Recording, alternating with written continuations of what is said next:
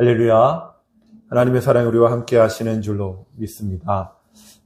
우리가 살아가다 보면 어떨 때는 허풍을 치기도 하고 어떨 때는 또 진실한 말을 하기도 합니다. 진실한 말을 하고 싶었지만 또 그것을 지키지 못하면 그것이 허풍이 되기도 하는 것이죠.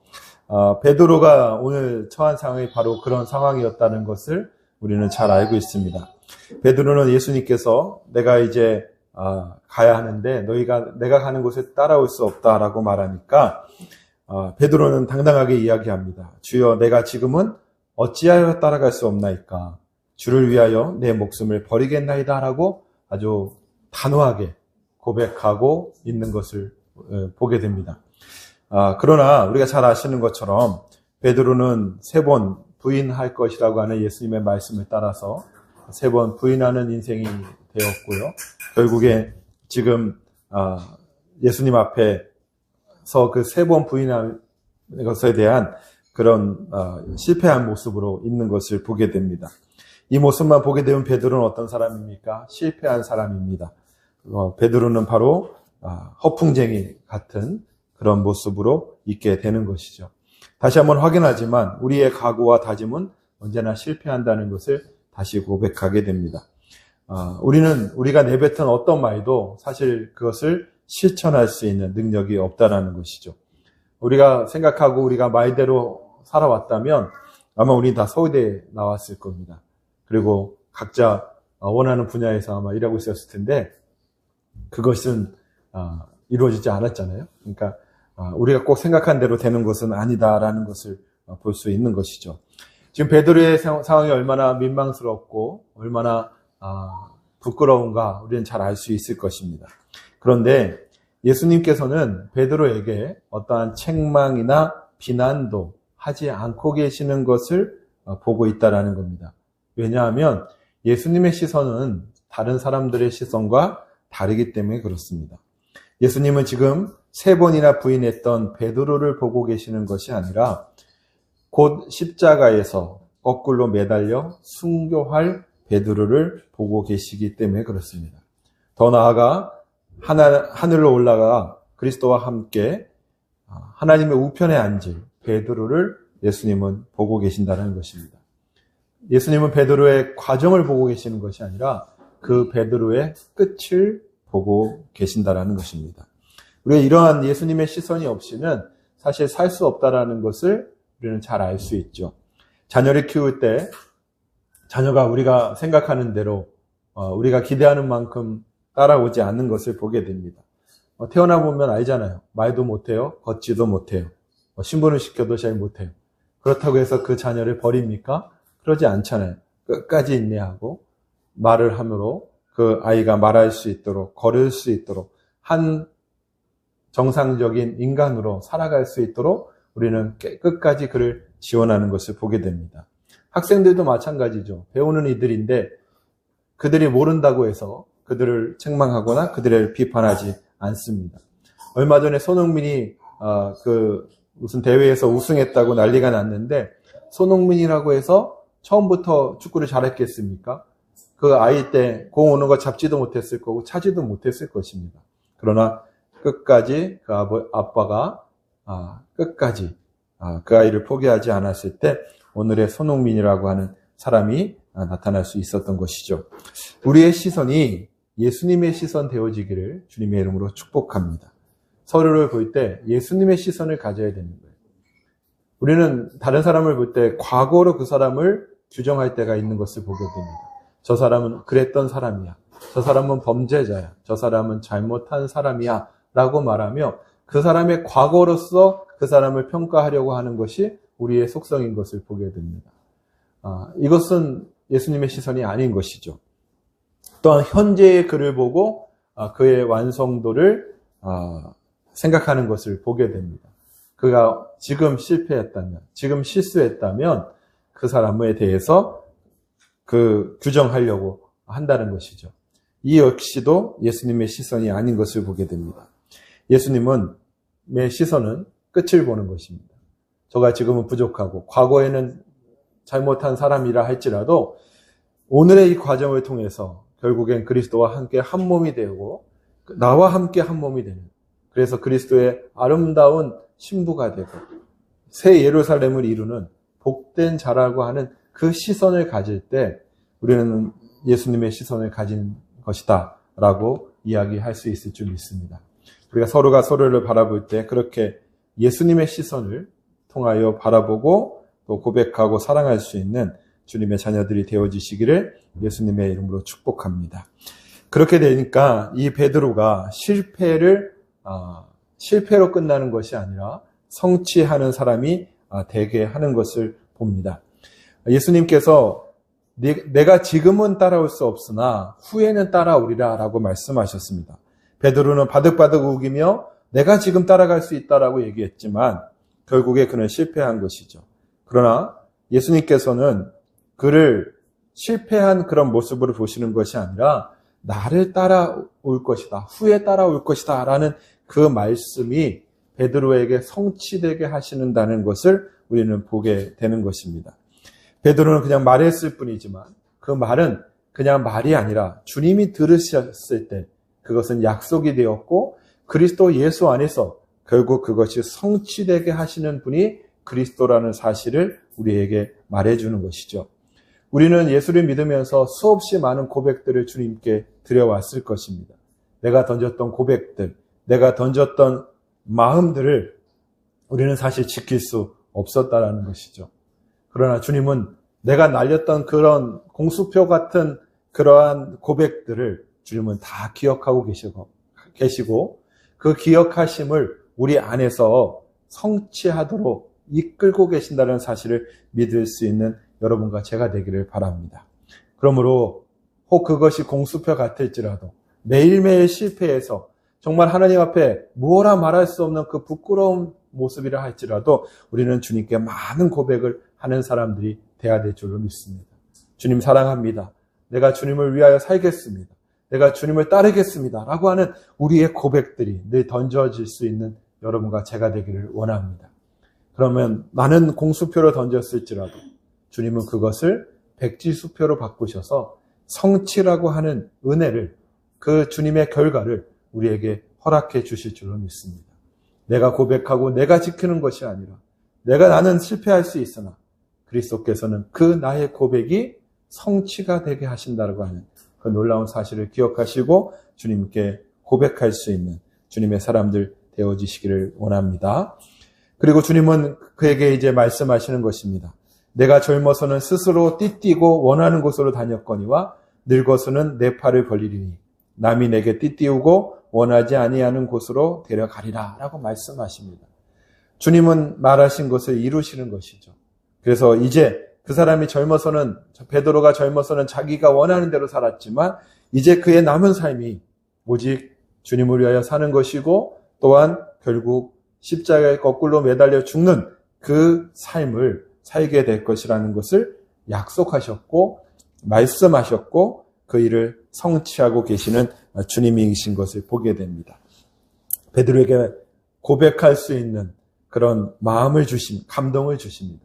그럼 베드로는 고백을 하죠. 그러나 또 베드로는 실패합니다. 그럴 때 주님은 다시 그 실패한 말이 성취되도록 확증해 주십니다. 그리고 다시 이 순종하게 될 때 그 아름다운 주님의 뜻이 성취되는 것을 보게 됩니다. 여러분 안에 주님이 주시는 마음의 감동들이 있을 줄로 믿습니다. 그 감동대로 주님께 고백하시기 바랍니다. 지금은 내가 할 수 없는 일이라고 생각할 수도 있어요. 지금 십자가에 달려 거꾸로 못 박히는 것이 베드로가 당시에 정말 좋은 일이라고 받아들였을까요? 죽기보다도 싫은 일일 것입니다. 우리가 신앙생활 하면서 정말 내가 하기 싫은 일들, 내가 경험하고 싶지 않은 일들, 내가 고백하고 싶지 않은 그런 일들이 너무 많이 일어날 것입니다. 그러나 그때 내가 주체가 되어서 말하는 것이 아니라 주님이 주시는 마음의 감동이 있다면 그대로 고백하십시오. 주님 사랑하기를 원합니다. 주님을 위하여 내가 나가기를 원합니다. 주님의 마음을 따라 고백하면, 그리고 화답하면 이제 주님은 그것이 우리 속에 이루어지도록 확증하게 하시고 우리가 순종함을 통하여 그 일을 성취하실 줄로 믿습니다. 여러분, 주님이 하시는 음성, 주님이 주시는 말씀을, 감동을 버리지 마시고 그것을 마음에 담고 심령에 담아 고백함으로 주님의 성취를 경험할 수 있는 주님의 사람들 되어지시기를 예수님의 이름으로 축복합니다.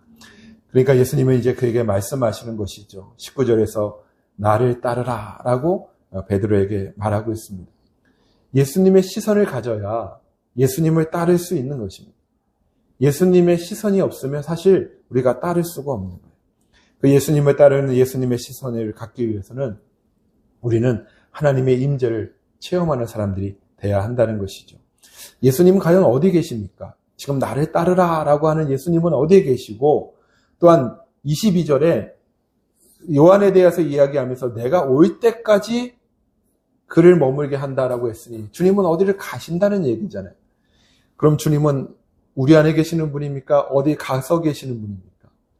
여기서 우리가 알 수 있는 것은 우리 안에 두 가지의 주님의 임재가 있다라는 것을, 그리스도의 임재가 있다라는 것을 알 수 있습니다. 한 가지 임재는 보이지 않는 임재입니다.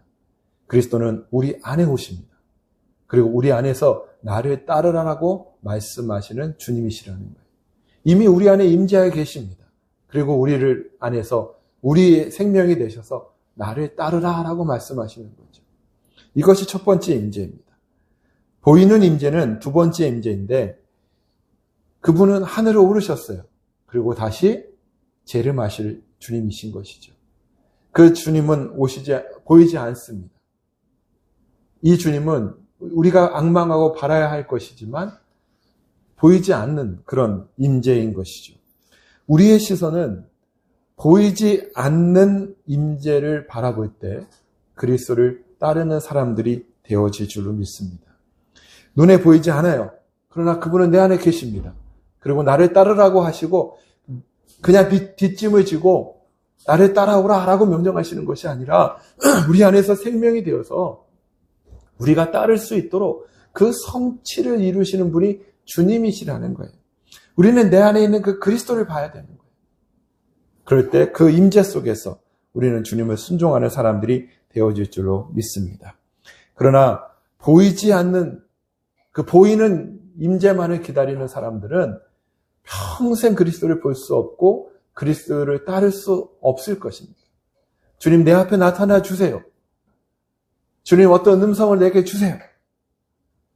아니면 지금 바로 이 땅에 임재해 주세요. 다시 와 주시옵소서. 마라나타를 외쳐요. 근데 그들의 삶 속엔 주님이 없다라고 말하는 사람들처럼 순종함이 없습니다. 주를 따라감이 없어요. 보이지 않는 임재, 그리스도 내 안에 계신 그리스도의 그 임재를 볼 때 우리는 주님을 따를 수 있는 것이지, 보이지 않는 먼 훗날 오실 그 주님을 바라본다면 우리의 삶의 변화는 일어나지 않는다라는 거예요. 저는 여러분과 제가 이미 우리 안에 계시는 그 그리스도, 보이지 않지만 우리 안에 계시는 그 그리스도의 임재를 바라볼 수 있는 주님의 사람들 되어지기를 원합니다. 그리고 그분이 나를 따르라 말씀하시는 그 음성을 따라서 순종하고 그 그리스도의 길을 걸어갈 수 있는 주님의 사람들 되시기를 예수님의 이름으로 축복합니다. 우리가 또 예수님을 따르기 위해서는 돌이키는 것을 멈춰야 된다는 거예요.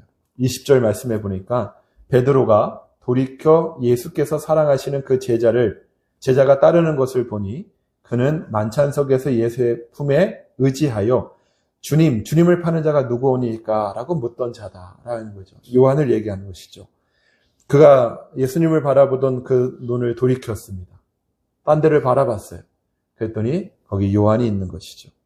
나는 예수님을 따라가면서 십자가에 거꾸로 죽는 그런 인생이 될 것 같은데 주님, 쟤는 어떻게 됩니까? 라고 묻고 있지 않습니까?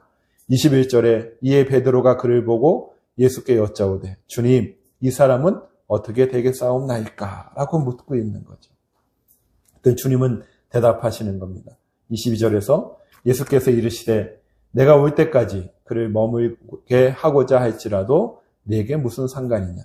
너는 나를 따르라 하시더라 라고 말씀하고 있습니다. 주님의 말씀은 무엇입니까? 나 외에, 그리스도 외에 그 어떠한 것도 너에게 관심이 되지 않기를 원한다라는 것입니다. 나 외에 그 어떠한 것에서 돌이키지 말라는 것입니다. 오직 그리스도만 바라보라는 것이죠. 참 아이러니하는 것들이 있는데요. 뭐 꼭 그것이 그래야 되는 건 아닌데 마음속에 좀 궁금한 것들이 있어요. 신학교 다닐 때 정말 그렇게 놀기 좋아하고 수업 시간 빼먹고 뭐 기도하자, 뭐 말씀 보자 그러면 그 농땡이 치던 그 친구가 하나 있는데요. 걔가 우리 교단에서 제일 큰 교회를 좀 담임하고 있어요. 이상하잖아요? 왜 그래야 되는 거죠? 제 마음에 그런 마음이 들 수도 있다는 거죠. 막말하는 애가 있어요. 애들한테 정말 쌍소리하고 막 상처 주고 그러는 사람이 있는데요. 새롭게 하소서의 간증자로 나와가지고 지금 여기저기 막 다니면서 말씀을 전하는 어떤 목사님이 있어요. 왜 그래야 되는 걸까요?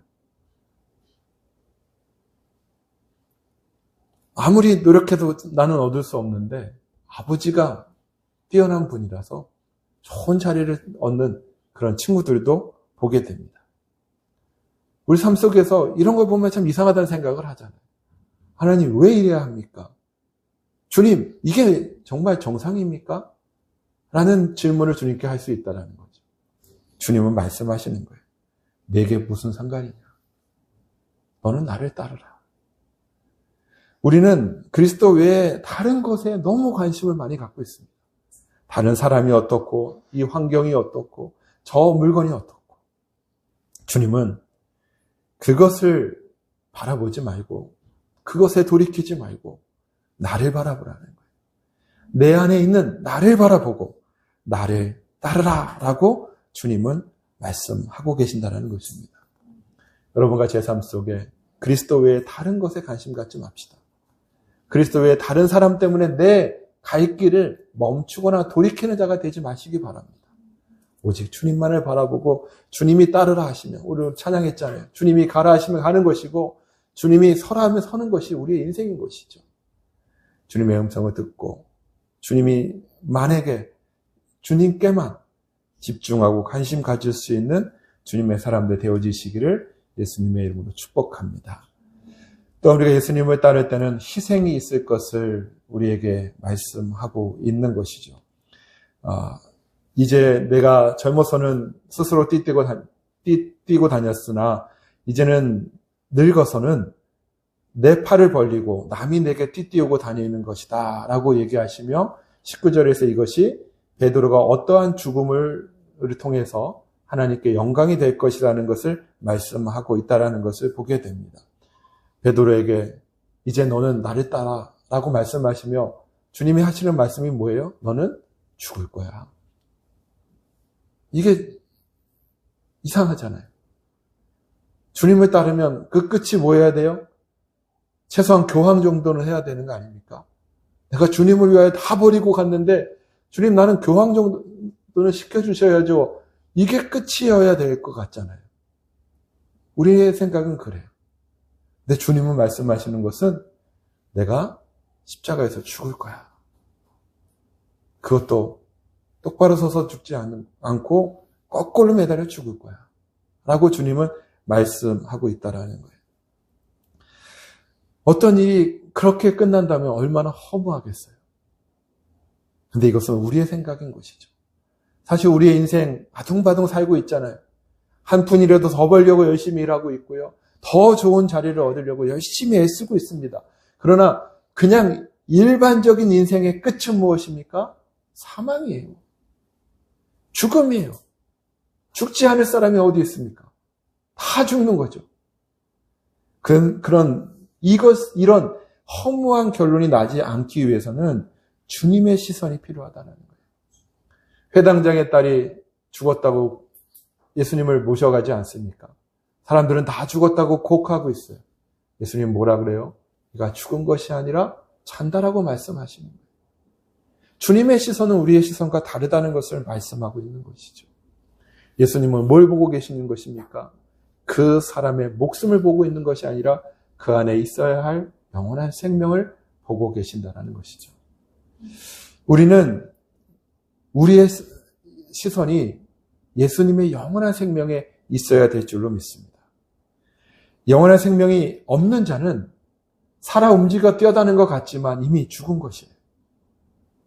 그러나 우리는 영원한 생명이 있기 때문에 예수를 믿는다면 죽어도 살겠고 살아서 믿는 자는 영원히 죽지 않는다고 하는 이 영원한 소망이 우리 가운데 있을 때 우리는 예수님을 따를 수 있다는 것입니다. 그렇게 될 때 그 끝이 사망으로 끝나는 것이 아니라 영원한 생명으로 그리스도와의 영원한 누림이라는 사실을 알게 되면 우리는 어떠한 희생이 있더라도 그 희생으로 인하여 괴로워하거나 슬퍼하지 않을 수 있다는 것이죠. 예수를 믿다 보면, 신앙생활을 하다 보면 뜻하지 않게 어렵고 힘든 일을 만나게 됩니다. 평안하고 그냥 쉬운 길만 걸어가면 될 것 같은데 굴곡진 인생길을 만나게 돼요. 굴곡진 사람들을 만나게 돼요. 굴곡진 상황들을 만나게 됩니다. 때로는 그것이 나의 뼈를 깎는 고통과 슬픔과 아픔과 괴로움을 나에게 주기도 해요. 그때 우리는 어떻게 해야 되냐는 거예요. 이것이 끝이 아니다. 나에게는 영원한 생명이 있고 주님이 계신다. 라고 하는 믿음의 고백을 갖는 사람들이 돼야 한다는 것입니다. 그래야 예수 그리스도를 따를 수 있는 것이죠. 당장 눈에 보이는 고난과 아픔과 환난에 내 마음을 빼앗겨버리고 나의 시선을 빼앗겨버리면 우리는 예수님을 따르지 못하는 것이죠. 예수 믿는 게 뭐가 좋아? 이렇게 힘들고 이렇게 어렵고 이렇게 고통스러운데 라며 가던 길을 멈출 수밖에 없다라는 것입니다. 그러나 우리에겐 영원한 생명이 있습니다. 영원한 면류관이 우리를 기다리고 있습니다. 그것이 주님이 우리에게 주시는 말씀이며 베드로에게 나를 따르라 말씀하시듯이 우리에게 나를 따르라라고 말씀하시는 그 귀한 주님의 음성인 줄로 믿으시기 바랍니다. 그 그리스도를 바라보고 나아갈 수 있는, 그리스도를 따를 수 있는 여러분과 제가 되기를 바랍니다. 결국 이러한 길은 결국 무엇입니까? 이제 베드로의 삶이 앞에서 말하고 있는 양을 먹이고 양을 치는 삶이라는 것을 알 수 있는 것이죠. 베드로는 사실 이 남은 인생은 자신의 인생이 아니라 주를 위한 인생이었다라는 것을 우리가 보게 되는 것이죠. 우리도 살아가면서 그런 경험을 합니다. 예수 안 믿을 때 우리 사실 산 게 아니라 죽은 것이잖아요. 그런데 지금 우리는 새 생명을 얻었고 새로운 인생을 살고 있는 것입니다. 그리고 나를 위해 사는 것이 아니라 그리스도를 위하여 사는 삶으로 주님이 나를 부르셨다라는 거예요. 어떤 분이 그런 고백을 하더라고요. 죽을 고비를 넘기니까 세상을 보는 눈이 달라졌다라는 거예요. 어떤 사람이 와서 목을 찔러서 쓰러졌던 어떤 분이 얘기하는데 그전에는 사람들을 보면 막 싸우고 싶었고 그들을 이기고 싶었다는 거예요. 근데 그걸 경험하고 나니까 내 인생은 덤이구나. 남은 인생은 다른 사람을 돕고 그 사람을 세우는 그런 일을 해야 되겠구나라고 그 삶이 바뀌었다는 얘기를 보게 됩니다. 사실 우리는 이것을 십자가에서 경험한 것입니다. 십자가에서 우리의 옛 인생은 죽은 거예요. 그리고 십자가 사건을 아는 그 순간부터 우리는 새로운 삶을 덤으로 사는 인생을 얻게 된 것입니다. 세상에서 덤으로 얻은 인생은 끝이 있지만 우리가 그리스도 안에서 얻은 우리의 인생은 다른 사람 영원한 것임을 우리에게 말씀하고 있는 것이죠. 그렇다면 우리 남은 인생을 어떻게 살아야 되겠습니까? 나를 위하여 사는 것이 아니라 나를 부르신 분의 뜻을 따라서 양을 먹이고 양을 치는 그 일을 해야 되는 것이죠. 여러분과 제가 베드로와 같이 목자로 부름받은 주님의 사람들인 줄로 믿습니다. 목사로 부름받은 것은 아닐 수도 있어요. 나중에 부름받으면 목사 안수 받으시면 돼요. 그런데 목자로 부름받은 거예요. 우리는 서로가 서로를 먹이고 서로가 서로를 치는 자로 부름받았다라는 겁니다. 예수님의 시선은 어떤 시선입니까? 한 영혼을 귀히 여기는 시선입니다. 한 영혼을 천하보다 귀히 여기는 시선이 예수님의 시선인 것이죠. 저는 요즘 그런 깨달음이 있어요. 지나가다 보면 벌레들이 막 가는 것을 봅니다. 내가 볼 때 그 벌레는 정말 미미한 존재로 보여져요. 근데 그 벌레의 입장에서 보면 그 벌레는 벌레의 세계가 또 있는 것이죠. 그렇게 보면 이 땅에 수없이 많은 세계관이 있는 거예요. 우리는 이제는 나의 세계관에서 벗어나야 됩니다. 다른 사람들 한 사람 한 사람마다 그리스도와 연결된 그 새로운 세계관이 있는 거예요. 그는 어떠한 세계보다도, 어떠한 세상보다도, 어떠한 천하보다도 귀한 존재라는 것이죠.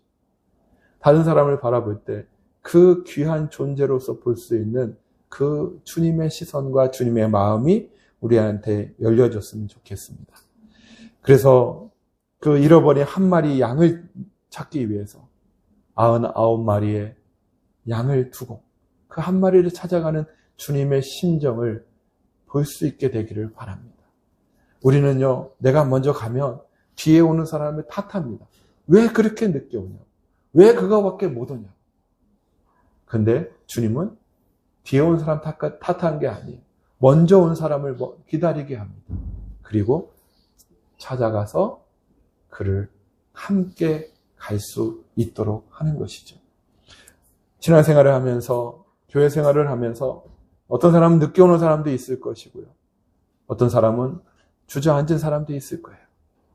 그러니 우리는 빨리 가는데 너는 왜 못 오냐고 그 사람에게 타박하고 비난할 것이 아니라 기다려줄 수 있는 주님의 사람들이 되어줬으면 좋겠습니다.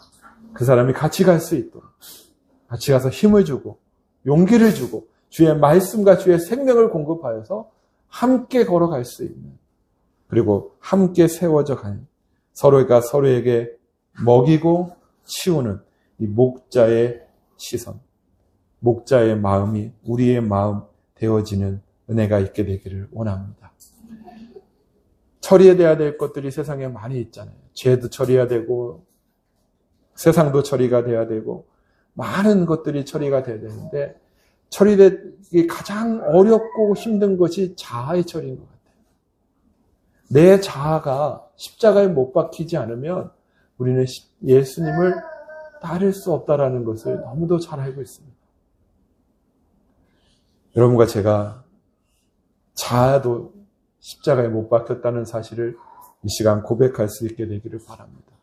내 자아로 다른 일을 바라보는 것이 아니라 그리스도의 시선, 그리스도의 마음으로 바라보고 그와 함께 교회를 먹이고 양을 침으로 말미암아 아름다운 그리스도의 한몸 교회로 세워지는 그런 주님의 시선, 주님의 마음이 우리의 마음 되어지는 아름다운 은혜가 있게 되기를 예수님의 이름으로 축복합니다. 주님, 우리를 내려놓고, 우리가 이미 끝났음을 고백하고 그리스도의 마음, 그리스도의 시선, 그리스도의 은혜가 우리에게 있어서 주님이 그렇게 사랑하시는 주님의 몸된 교회와 지체들과 함께 주님의 아름다운 신부로서 세움을 받을 수 있는 여러분과 제가 되기를 예수님의 이름으로 축복합니다. 기도하겠습니다.